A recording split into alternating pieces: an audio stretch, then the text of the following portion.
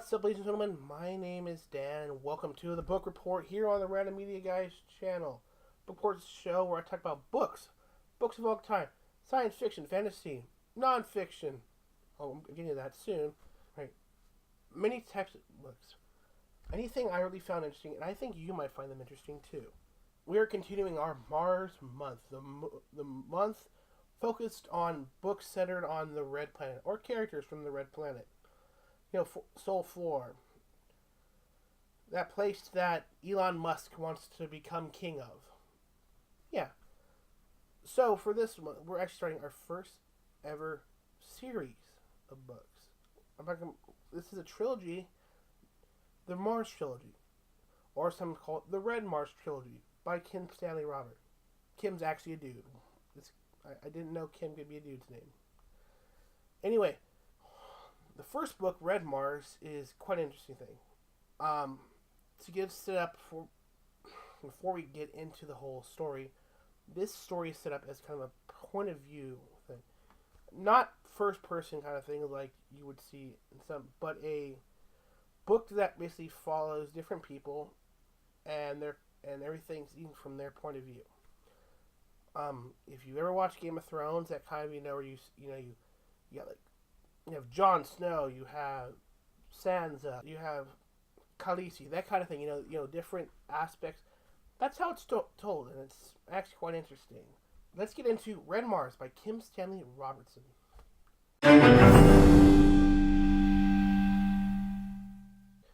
So Red Mars starts out not like your typical story. Instead of starting at the beginning, it kind of starts in the middle. Now, the story centers around a group of colonists known as the First 100, but they're only certain ones who tend to focus on a lot more. So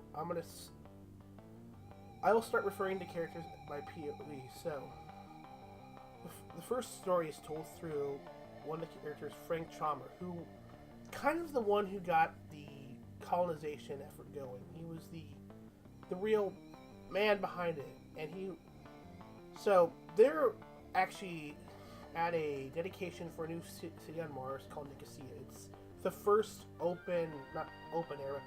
first city above ground. So they're all giving speeches, and because of the first 100, and there's a kind of like legendariness about the first 100, and you find out he's kind of jealous of one of the other first 100. An old friend of his by the name of John Boone. Now, John Boone is an interesting. He was the first man ever to land on Mars. Because of that, Frank feels like he's living in John's shadow.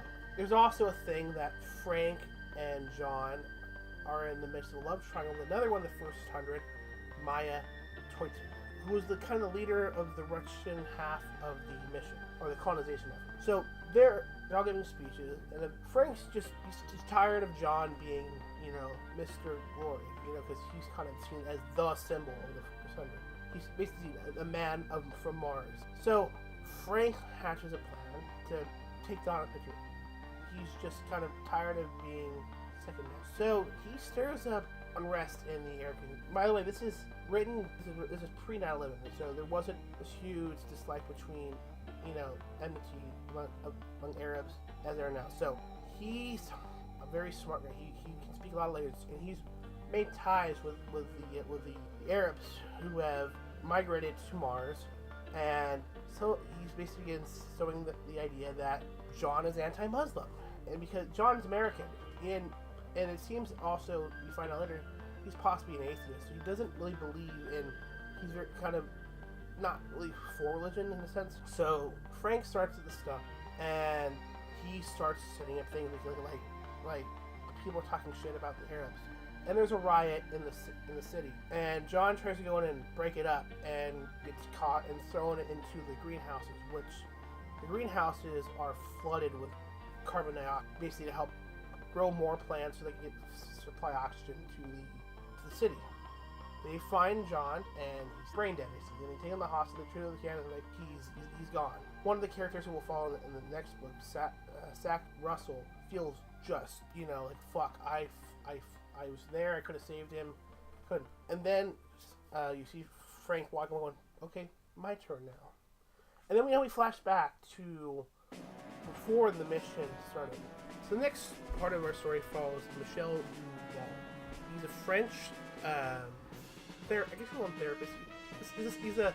He's the mission psychologist, and he's there to basically keep everyone safe.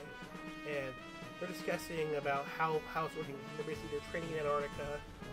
They're building the ship in space, and then at that point, we after we learned about all this stuff, we switch to them going to Mars on their way. This follows Maya's point of view, and it talks about her budding romance with John and Frank.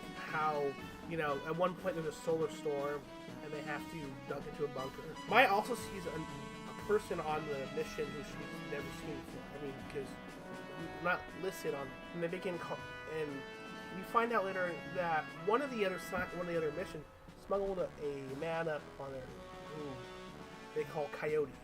And Coyote's an interesting character later on, but look at that. So they get to Mars. They explain the landing, like how things. We set off. We land here. We're planning this. Then begin build. By the way, this is a very science realistic way.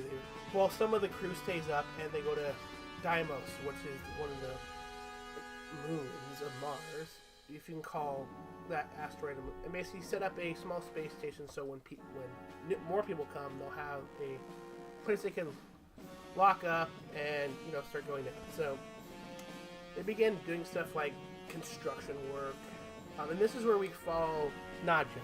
Nadia is Maya's friend, and she's basically she's the engineer. She's basically the head of construction. Both Nadia and one of the other Americans on the mission, because she's a very not hardcore, but she's one of the, she almost call her a Christian apologist type, but that's your opinion. Anyway, so again, this story is really told through Nadia. Eventually, one of the other guys who was up there, who's another Russian named Arkady Bogdanov. He's kind of an anarchist. He's kind of a little crazy, and there's this kind of joke in there that when they were doing the test for sorting and for selection, that he lied on it so that he'd go. He's like, fuck Earth, fuck this, I'm gonna go to Mars. It's Mars, it's new frontier. So Arkady goes with.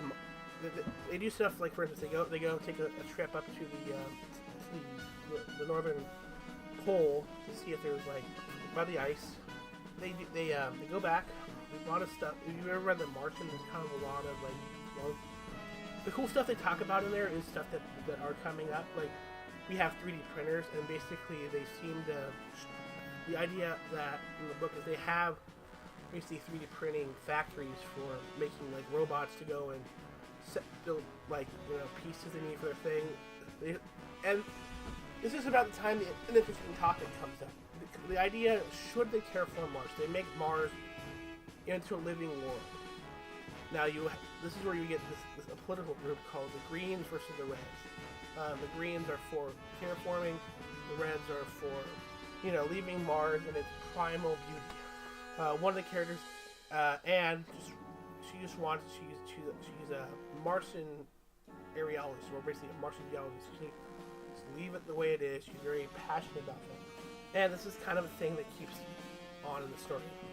At one point, Nadia and Arkady sent on a task to basically circumnavigate Martian equator. Because they've got airships. They were sending up airships by how do they call it?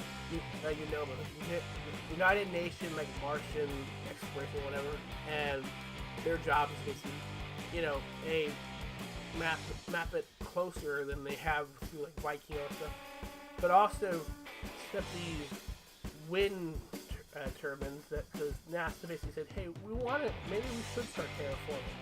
So they start dropping, and we find out that Sachs and a number of the other, refer to the alchemists, people who are the physicists and the bioscientists, have decided to sneak in some special bacteria that have been genetically modified to try to survive on Mars. And they're like, oh shit, we can get in so much trouble for this. And ironically, when they finally reach back to Underhill, yeah, but it's fine. We're gonna go ahead and terraform. And they're like, I am so glad We found out about this before we let them know that we're trying to pull fast one and start the process early. So we now flash ahead. We follow Michelle Duval again. Who actually seems to be having a bit of a psychological breakdown because he jokingly says that even therapists need a therapist. The problem is his parent therapist is all the way down in Nice on Earth. And there's a 20-minute delay between, so there's no real meeting, and they don't get being here, like being on Mars. So you start to see him like if you've ever had those days where like days just seem to like melt one into another. That's basically what's happening to him. He's basically eventually Coyote shows up and says, "Hey, come with me." Now it turns out one of the chief environmentalists, Hiroko Hai, who later on becomes a legendary figure, even among her place is probably next to John Boone about how crazy, how many stories are. So she's like, "Hey, we're thinking of leaving Underhill and starting a new settlement because basically we're doing this new. They're starting this whole new religion called the Ariophany, which is like some sort of like Mars worship, like the life force of the universe, kind of very new agey." And you learn at that point we after Michelle and Hiroko and Coyote and a number of children who they've grown. Anybody seen this new thing called ectogenesis, which basically is a quite literal test tube baby. You grow a baby and you put in a impregnated cell in a vat and you basically grow the baby. That's what they've done. Part of it was also their idea of how they were gonna bring animals. It was much easier to put a sperm in an egg and bring it up and grow it in a vat. So the children and Coyote and a number of the other first 100 leave Underhill and go start their own settlement. We switch back to John. We go to John. Now he decides to do his walkabout among Mars. He begins seeing he's at one point he's at one of the new Japanese settlements. A lot of the after the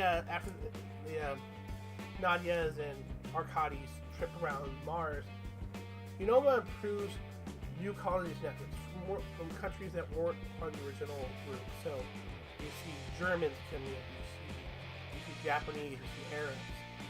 And what we've learned is there's beginning to become a bit of problems with it. Because some people are worried that the first few groups stayed long enough and became kind of their own culture, become distinctly universal. John begins hearing about that. So he's going around talking with some of the other first 100, talks to Sachs. Beginning to be learned that some people are trying to put the blame on him on Earth, some the security. And we get into the idea that we see now is that mega corporations basically kind of starting to run the show, because a lot of the things that are being set up by they call transnational, which are basically corporations that aren't set in one. They're like multinational, but bigger. And after we begin, we run in. John and Maya meet up again. They meet up at what they call Ecoso. It's one of the big research areas. And one of the first 100, Vlad, who's basically the top geneticist, says, "Hey, while you're here, we developed this treatment, that basically gets rid of a lot of the errors in your DNA and helps link the telomeres so you can live longer. And you want to try it?" So they do this, and this is, in a way, this is kind of a part why the story takes the whole trilogy takes over like 200 years, and a lot of the characters who were in the first book are alive, and they're like 200. This is kind of the plot device that allows them to live that long. So they get the treatment. Eventually, John's like, you know what? He's talking to Sachs, who's arranged to bring in a comet to crashing the atmosphere of Mars to add some more pressure and more liquid water to the atmosphere. It's still pretty dry, despite the fact that they're like drilling into the planet, letting the heat from the mantle kind of warm the air. But it's still pretty cold and it's still pretty, thin. So he's like, we're gonna crash the comet in, add some atmosphere, and it's like, yeah, that sounds pretty cool. By the time they're all like in their 50s right now, so 60s. So they start a celebration, and at this point, Kuroko comes back with Coyote and all these people to have kind of a reunion of the first 100. And at one point, he confronts her about something because he had encountered some people, Coyote and a few other people before.